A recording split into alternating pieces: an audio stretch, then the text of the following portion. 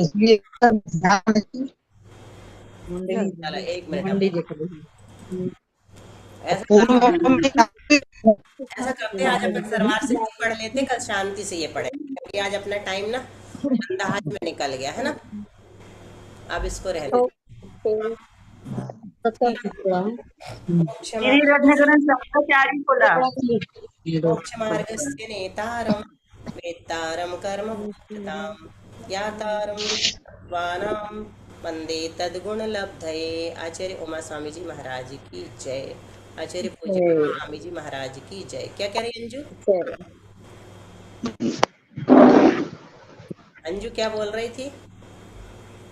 ये कह रहे थे रत्नकरण शंकराचार्य बोला था, खुल गया सर्वार सिद्धि। बोला था, ऐसा बोल रही थी। हमने सोचा कि चलो कल ये सूत्र हम लोग पढ़ रहे थे तो प्रज्ञा ने पूछा था, वहां पे कट हो गया था ना महेंद्र में। तो सौ धर्मेशान सानत कुमार महेंद्र ब्रह्म ब्रह्मोत्तर लांतव कापिष्ठ शुक्र महाशुक्र शतार सहस्रारेस्वानत प्राणतयो रारणाच्युतियोर नवसु ग्रैवेयकेषु विजय वैजयंत जयंता पराजितेषु सर्वार्थ सिद्धौ च। अब एक मिनट रुकना, अभी कोई नहीं बोलना, ठीक है? पहले कल का प्रज्ञा का समाधान कर दें तो सबको भी समझ में आ जाएगा वो। हाँ चलो अब लिखो, इसमें द्रा लिखते हैं, द्रा। शालनी द्रा कैसे लिखेंगे? दा रा और आ, इससे मिलकर के क्या बना? द्रा। ठीक है प्रज्ञा? ठीक है बुआ। प्रज्ञा का प्रा कैसे बना? पा रा और आ इज इक्वल टू प्रा। प्रा बना है। ठीक है, तो पा पहले रहता है, फिर रा रहता है, फिर आ रहता है।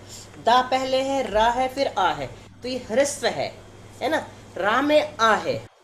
अब दा तो बहुत पीछे चला गया, इसलिए अपन उसको महेंद्र ही पढ़ेंगे, संयुक्त हो जाएगा, है ना? संयुक्त माध्यम हम इसका दीर्घ करने के लिए अपन इसको संयुक्त कर देंगे। दीदी मोबाइल में जब हिंदी लिखते हैं ना तो हाँ ऐसे ही लिखना पड़ता है। हाँ, और नहीं भी बोलोगी ना तो भी चल जाएगा, क्योंकि दा में रा भी मिला हुआ है, तो उसकी मात्रा छंद वाले कितने गिनते हैं ये भी अपने को खोज कर लेना चाहिए। चलो अब सबसे पहले प्रक्रिया रहेगी, सब लोग ध्यान से सुनना, हम जब तक निशान लगाते, ठीक है? सौधर्मई शान सानत कुमार महेंद्र ब्रह्म ब्रह्मोत्तर लांतव कापिष्ट शुक्र महाशुक्र शतार सहस्रारेश वानत वानतप प्राण तयोरार्णाच्युत्योर्नवसु ग्रैवेकेषु विजय वैजयंत जयंता पराजितेषु सर्वार्थ सिद्धौ च। मनीषा है क्या? मनीषा पढ़ो। जी दीदी। उसके बाद जी। शालिनी, तीनों शुद्ध शुद्ध वाले पढ़ेंगे आज। हम्म। सौधर्मैशान सानत कुमार महेंद्र ब्रह्म ब्रह्मोत्तर लांतव कापिष्ट शुक्र महाशुक्र शतार सहस्रारेस्वानत प्राणतयो तारणाच्युत्योर्नवसु ग्रैवे केसु विजय वैजयंत जयंता पराजितेषु सर्वार्थ सिद्धौ च। दोनों का बहुत ज्यादा बढ़िया। चलो शालिनी तुम भी पढ़ो। दीदी हम्म, बोलो ये शालिनी। महेंद्र ब्रह्मोत्तर पढ़ सकते हैं? हाँ पहले लेना पड़ता। ब्रह्म ब्रह्म ब्रह्मोत्तर पढ़ सकते हैं, ब्रह्म ब्रह्मोत्तर बहुत ज्यादा शुद्ध करना। हम पढ़े। बोलो, चलो तुम ही बोलो, शालिनी का म्यूट है। सानत कुमार महेंद्र ब्रह्म ब्रह्मोत्तर लांतव कापिष्ट शुक्र महाशुक्र शता ईश्वरन प्राण तयो राणाच्युतयो नवसु ग्रहेषु विजय वैजयंत जयंत पराजितेषु सर्वार्थ सिद्धौ च। सविता तुमको पढ़ना है? हाँ, सौदर मैशान सानत कुमार महेंद्र ब्रह्म ब्रह्मोत्तर लांता कापिष्ट शुक्र महाशुक्र सतार श्रेष्ठा देशवानत प्राण तयोराणाच्युतयोर नवशु ग्रैवेकेषु विजय वैजयंत जयंता पराजितेषु सर्वात सिद्धौ च। जरा सी भी गलती नहीं है तुम्हारी। और संयुक्त नहीं बोलना, शुद्ध है, क्योंकि आचार्य श्री आजकल कह रहे थे लास्ट क्लास में कि संयुक्त बोलने की आवश्यकता नहीं है ना। तो सूत्र में या छंद में माता जी से पूछ लेना, तो वो शुद्ध है। चलो, तो ये नाम है सौधर्म, ऐशान, सानत कुमार, माहेंद्र, ब्रह्म, ब्रह्मोत्तर, लांताव, कापिष्ठ, शुक्र, महाशुक्र, शतार, सहस्रार और आनत, प्राणत, आरण, अच्युत, नवग्रहक और विजय, वैजयंत, जयंत, अपराजित तथा सर्वार सिद्धि में वो कौन देवलोक निवास करते हैं। कल्पो बुआ इसमें 9 अनुदिश कहाँ गए? देखो चा में आया है वो नवग्रहक। नहीं, जैसे जो ये डिटेल आया 9 ग्रह वेद के बाद 9 अनुदिश आके फिर 5 अनुत्तर आने थे ना। हमारा नहीं दीदी, हमारी जो अंडरलाइन दिख ग्रेवी रही केसु आया ना दीदी, है। दीदी ग्रेवी केसु आया ना, उसमें आता है। हमारी अंडरलाइन दिख रही प्रज्ञा, हाँ हाँ। ये चा में डाला है, चा मतलब और, संस्कृत में चा में डाला है, ठीक है। नहीं ठीक है, हिंदी में कहाँ चला गया? हिंदी में और लिख दिया, तो हिंदी में और बाकी लोग जानते हैं, इसलिए ग्रैव्यक के बाद नौ हिंदी में अपन लगाएंगे नौ ग्रैव्यक, नौ अनिदिस, फिर इनके नाम अलग से दे दिए। तो आचार्य श्री को कुछ लगा होगा, नवसु ग्रैवेकेसु, जैसे वो कह रही मनीषा, तो ये बहुवचन ले लिया, नौ अनुदिस में भी लगा लेना, अनुदिस को ऊपर से ले लेना, उसको कहते अध्याहार। पिछले सूत्र में तो अनुदिस आया ही नहीं, तो अपन स्वयं से उसको टीका में आचार्य श्री लगा सकते हैं। देखो संस्कृत टीका में तो उसको अध्याहार कहते हैं। देखो अपन अगर और बुआ आप जब व्याकरण पढ़ रही होगी तो उसमें कोई कारण आया कि संयुक्त पढ़ना अच्छा क्यों है? मतलब अभी तो आपने बोला कि नहीं भी पढ़े तो चलेगा, पर वैसा पढ़ा ही क्यों जाता है? पढ़ा इसलिए मतलब जाता है किसी ने कि संस्कृत व्याकरण के अनुसार शुद्ध संयुक्त कहलाता है ना। बड़े बड़े वैयाकरण जो होंगे, जो सच्ची के संस्कृत के विद्वान होंगे, जिन्होंने सिर्फ उसी को पढ़ा है, वो कह देंगे मुनि महाराजों को भी कि आप गलत पढ़ रहे हो, है ना। तो अपने यहाँ नहीं है, उसको अशुद्ध नहीं मानते हैं, तो अपन परंपरा को भी स्वीकारो और ग्रंथों को भी स्वीकारो, व्याकरण के ग्रंथों। हाँ, तो क्वेश्चन ये है कि जो बड़े व्याकरणाचार्य हैं उन्होंने कहीं रीजन पढ़ा होगा ना कि अरे तो इसको तुमने, अच्छा संयुक्त तुमने क्यों रीजन पढ़ना नहीं है। सुना क्या? मैंने तो बहुत बार बताया है, संयुक्त आद्यौ दीर्घौ, संयुक्त संयोगाद्यम दीर्घम, संयुक्त के आदि का देखो। अब ये हिंदी बात नहीं करो, किसका चालू है बंद करो। कौन कह रही है? प्रज्ञा मुझे बता दिया करो किसकी आवाज आ रही है ना, तो मैं अलका अलका दीदी की। हल्का कर रहे लोग बात में लग जाती, भूल जाती कि देखो। अब एक व्याकरण में सूत्र है, प्राकृत में भी सूत्र है, संयोगाद्यम दीर्घम, संयुक्त के आदि दीर्घ होता है, तो ये संयुक्त है, पा और रा संयुक्त है। अपने नाम के लिए सब कहते हैं ना, संयुक्त अक्षर से तुम्हारा नाम है ना, उसके आदि का दीर्घ होता है व्याकरण के अनुसार। अब दीर्घ को हम कैसा करेंगे? किसी लड़के का नाम है तो ऐसा तो बोलेंगे नहीं, वेदा प्रकाश, पूरे ही बदल जाएगा, अनिष्ट हो नहीं, जाएगा। संयुक्त के आदि में दीर्घ है मतलब नहीं, शुरू में। के आदि का दीर्घ हो जाता है ऐसा, अच्छा। संयुक्त आद्यम दीर्घम, तो संयुक्त के आदि का दीर्घ हो जाता है, तो दीर्घ हो जाता है को हम ऐसे तो कर नहीं देंगे, है ना, नाम बिगड़ जाएगा। अच्छा। उसके लिए उन्होंने कहा बलाघात, उसको बलाघात कहते हैं, तो उसमें बल डालो। तो बल डालने के लिए क्या करना पड़ता है? जिसके आदि का दीर्घ हो रहा वही अक्षर एक बार और ले लो। हाँ ये लॉजिक है, ये हमने शुरू में बताया था, तुम शायद उस दिन एब्सेंट रहे हो, विशेष ने कुछ पूछा तो भी बताया था, ठीक है। अब समझ गया बुआ। तो ये रूल है, और रूल है तो रूल को नहीं फॉलो करेंगे तो गलत हो जाएगा। हाँ, तो अभी अभी बाद में कुछ विद्वान दीदी जैसे एक यथाक्रम शब्द है, हाँ सुन लो, यथाक्रम उसका भी हम बता चुके हैं, लेकिन आज तुमने नहीं सुना होगा तो तुम्हारे लिए फिर से सबको भी सुना देते। यथाक्रम शब्द है, प्रज्ञा तुम पूछ चुकी है ना, यथाक्रम। अब इसमें संयुक्त है, फिर भी इसको संयुक्त का डबल का नहीं करेंगे। क्यों नहीं करेंगे? क्योंकि ये ऑलरेडी क्योंकि उसके आगे बड़ा है। बड़ा ही है, छोटा आ होगा तब संयुक्त किया जाता है। प्रतिभा, उषा, ठीक है, यही पूछ रही थी ना तुम? हाँ हाँ हाँ एक ठीक है। तो ये जो है यहाँ पर नवसु ग्रवे केसु बहुवचन, इनको लेने से भी अपन नव अनुदिस को यहाँ पर जोड़ सकते हैं इन दोनों के बीच में, और नहीं तो फिर च शब्द से भी ले सकते हैं, ठीक है, उससे भी काम। वैसे टीका में और अच्छा भी समाधान हो सकता है, ये अपना है अभी। चलो अब तुम शंका पढ़ो बहुत धीरे धीरे। इन सौधर्मादिक शब्दों का कल्प संज्ञा किस निमित्त से मिली यहाँ पे है? को कर लो, समाधान को को, शब्दों हाँ, को है ना। समाधान। हम्म। व्याकरण में चार अर्थ में अ, ज, अण है, अण। अन अन प्रत्यय होता है, उससे सौधर्म आदि शब्दों की कल्प संज्ञा है या स्वभाव से ही वे कल्प कहलाते हैं? शंका। सौधर्म आदि शब्द इंद्र के वाची कैसे हैं? समाधान। पर वो पहले वाले तो समझ ही नहीं एक आया। मिनट, हाँ वही हम कह रहे हैं, पहले उसका समाधान कर लें अपन। प्रश्न क्या किया था कि कल्प संज्ञा किस निमित्त से है, ठीक है। तो कहते हैं व्याकरण में चार अर्थ में अण प्रत्यय होता है, उससे स्वधर्म आदि शब्दों की कल्प संज्ञा है, यह स्वभाव से ही वे कल्प कहलाते हैं। ठीक है, वो कल्पे जाते हैं, वो तो अपन ने पढ़ लिया था, है ना। कल्प उनकी, उनमें इंद्र की कल्पना की जाती है, सबसे पहले सूत्र में आया था ना। और रूढ़ भी है, क्योंकि व्यंतर आदि में भी तो इंद्र की कल्पना है, फिर उनको क्यों नहीं कहा, तो उन्होंने कहा था, कह दिया, इसलिए रूढ़ से भी उनको कल्प कहते हैं। तो यहाँ क्या कहना चाह रहे हैं, व्याकरण में चार अर्थ में अण प्रत्यय होता है, ठीक है। तो अण प्रत्यय से क्या हो जाएगा, बस आदि में दीर्घ हो जाएगा। देखो चार अर्थ यहाँ लिखा है, लेकिन इसका और भी अर्थ होता है।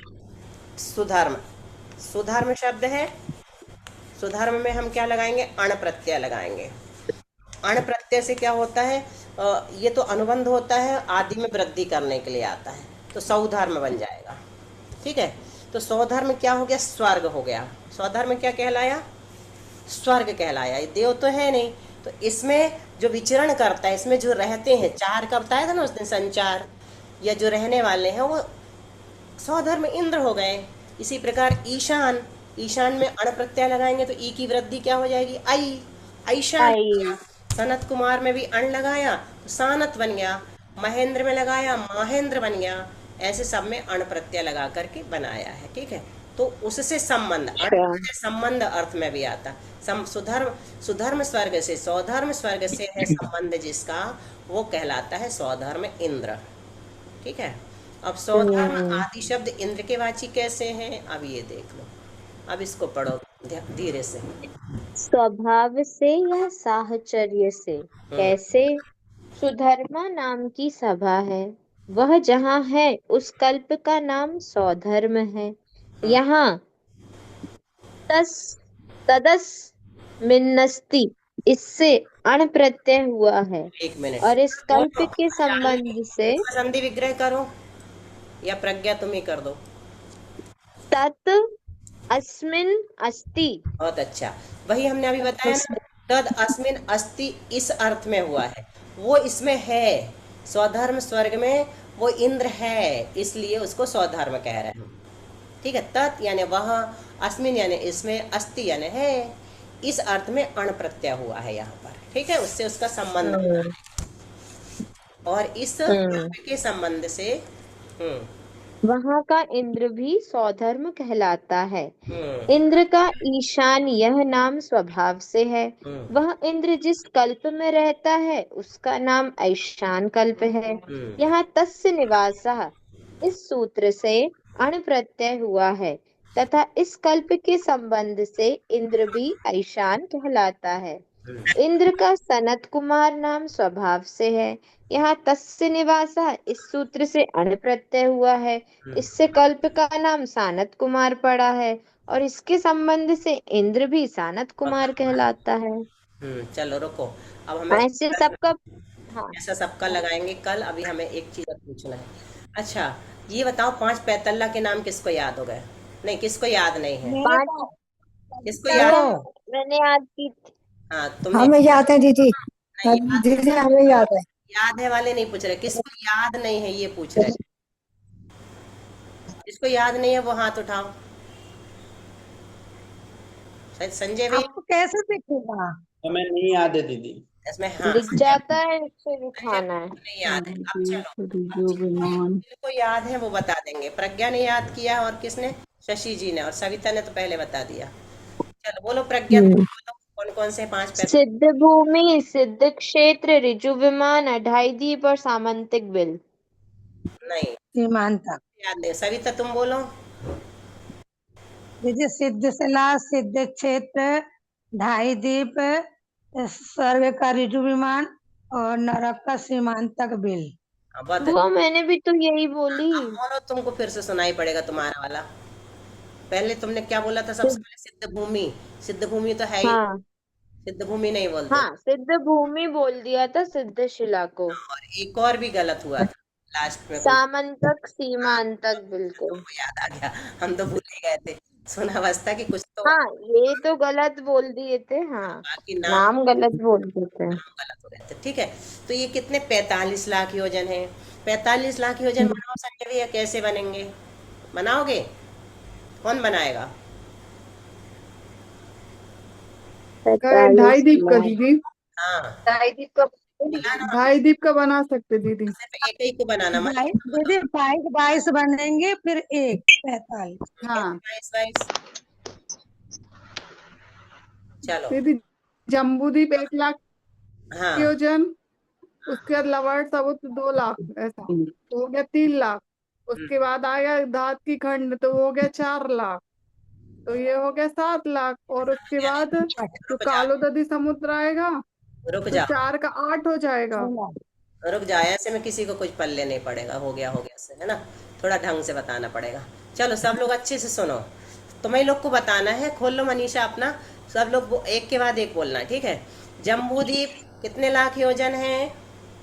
1 लाख। 1 लाख योजन। लेकिन दीदी आज ही लेंगे ना, हाँ? एक साइड का गिनने में अभी रुको, अभी कोई आधा लेंगे। बीच में कुछ मत बोलो कोई भी, ठीक है? सबको समझने दो खुद से। जम्बूद्वीप हो गया 1 लाख, आधा नहीं लेना, पूरा लेना। जम्बूद्वीप हो गया 1 लाख। लवण समुद्र कितना है?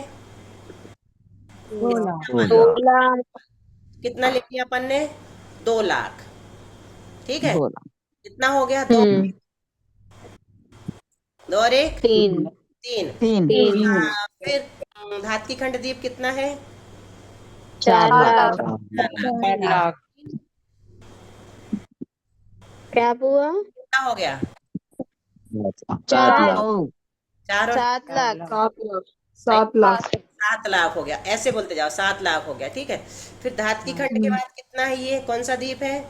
कालो ददी। कालो ददी समुद्र, कौन सा समुद्र? कालो ददी। कितना है? 8 लाख। 8 लाख योजन। कितने हो गए? 8 7 15। 15। कौन सा द्वीप समुद्र है ये? कौन सा द्वीप है? पुष्करवर द्वीप उसके बाद आधा। आधा लेंगे। आधा पुष्करवर है, तो ये कितना है? आधा। 8 8 दूनी लाख। 16 का आधा 8। 8 लाख। 8 लाख। 8 ही 8 का होगा आजू बाजू। जाओ, पूरा पुष्करवर कितना है? 16 लाख। 16 लाख। हमारे पास आधा, इसलिए हमने 8 लिया, तो 8 और जोड़ो, कितने हो गए? 23 लाख। और 8 हो गए? 23 हो गए? 23। 23 हो गए। अब इस साइड से जब हम गिनती गिनेंगे ना, तो जम्बूद्वीप को छोड़ देंगे, ऐसा करेंगे। 23 हो गए, अब अपने को 22 चाहिए। और तो यहाँ से 2 से शुरू करो। कालो ददी कितना हो गया? लवण समुद्र 2, 4 लाख। खंड 6, है ना? 4 और 2 6, फिर 8, 8 और 6 14, 14। और 8 22। 22 और 23 45। 45। ऐसे 45 लाख बना। बोलो विशेष, फटाफट एक बार तुम शुरू करो। हाँ, हम्म, जम्मूद्वीप को लिया 1 लाख योजन, फिर लवण समुद्र 2 लाख योजन का, फिर घात की खंड हो गया 4 लाख योजन, तो 1 2 3 और 4 7, फिर कालो ददी समुद्र हो गया 8 लाख योजन, ये हो गए 15 लाख योजन। फिर पुष्करार्ध का 16 का पूरा पुष्करार्ध होता है, तो आधा लेना है, तो 8, ऐसे हुआ इस साइड का 23 लाख योजन। अच्छा। फिर यहाँ पे जम्मूद्वीप को छोड़ के हम्म, लवण समुद्र 2, घात की खंड 4 6, कालो ददी 8 14 और पुष्करार्ध 8 22, ऐसे ऐसे टोटल हो करना गए ना, 45। फटाफट। बहुत अच्छा बताया, बहुत शॉर्ट एंड बुआ, बोलो। मेरे को एक डाउट है। अगर जम्बू द्वीप पूरा 1 लाख योजन उसकी ये है लंबाई है, चौड़ाई जो भी बोलेंगे, तो उसके बाद जो है समुद्र, लवण समुद्र, उसकी तो 2 लाख योजन पूरे की है ना। तो हम आधा मतलब इस साइड 2 और इस साइड 2 क्यों मान रहे हैं? ऐसा ही है, ऐसा ही है। 2 लाख एक साइड, एक एक साइड होने हुए हैं, पूरा नहीं है 2 लाख। अगर 2 लाख होगा तो अच्छा, एक ही तो तरफ है हमने ना। पढ़ा था ना कि सब कुछ दूना दूना हो जाता है तो एक दूसरे दिशा द्वीप। में दूना दूना। अभी अभी अपन ने पूरा नहीं पढ़ा ना, तिलोय पढ़ना मतलब पूरा नहीं हुआ अपना ज्ञान, अभी बाकी नक्शे हैं कि एक दिशा में डबल डबल जाते हैं, फिर दूसरे में भी डबल डबल जाते हैं, है ना। तो एक अच्छा, स्पीड का बताया है, पूरे का नहीं बताया, इसीलिए तो बन गया 45। उससे ये तो बुआ फिर ये ऊपर नीचे भी डबल डबल होते हाँ होंगे। बिल्कुल होगा, सब तरफ, सब तरफ। लेकिन ये ऊपर नीचे नहीं है ना, ये मध्य लोक है ना, ये प्लेन है, ऐसा है। हाँ। तो ऊपर नीचे कहलाएगा ही नहीं, बस पूरा पश्चिम लगाएंगे अपन।